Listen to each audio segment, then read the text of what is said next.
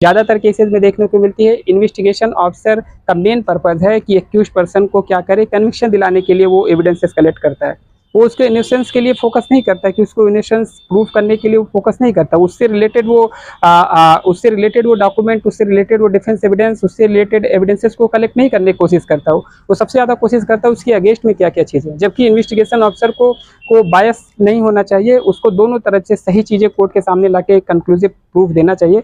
But ऐसा नहीं होता प्रैक्टिकली में। सबसे अगर न्याय दिलाने में जिस पर्सन का कंट्रीब्यूशन हो सकता है वो इन्वेस्टिगेशन ऑफिसर हो सकता है। लेकिन इन्वेस्टिगेशन ऑफिसर जो प्रैक्टिकल अप्रोच में देखा है, मैं ऐसा नहीं कह रहा हूँ कि सारे केसेस में ऐसा होता है। ढेर सारे केसेस में इन्वेस्टिगेशन ऑफिसर बहुत अच्छा करते हैं, उनकी एक स्पेशल ट्रेनिंग होती है और और उनकी एक मोरल रिस्पॉन्सिबिलिटी होती है, उनकी एक लीगल रिस्पॉन्सिबिलिटी होती है और वो लोग बहुत मेहनत करते हैं कि सही चीज़ें। लेकिन अल्टीमेट जो चीज़ें हैं, अगर ये चीज़ें होती भी हैं, लेकिन ज़्यादातर सबसे ज़्यादा अगर जस्टिस अगर कोई पर्सन दिलाने में कंट्रीब्यूशन इनिशियल लेवल पे कर सकता है तो इन्वेस्टिगेशन ऑफिसर को करना चाहिए। अगर उसका मेन ऑब्जेक्ट ये नहीं होना चाहिए कि वो उस एक्यूज्ड पर्सन को कन्विक्शन कराए, उसका मेन ऑब्जेक्ट यही होना चाहिए कि जो चीज़ें सही हैं उसके फेवर के भी एविडेंसेस, उसके अगेंस्ट के भी एविडेंसेस, सारे एविडेंसेस को कलेक्ट करे। लेकिन प्रैक्टिकली ऐसा नहीं होता, वो केवल और केवल एक्यूज्ड के अगेंस्ट के एविडेंसेस को कलेक्ट करता है।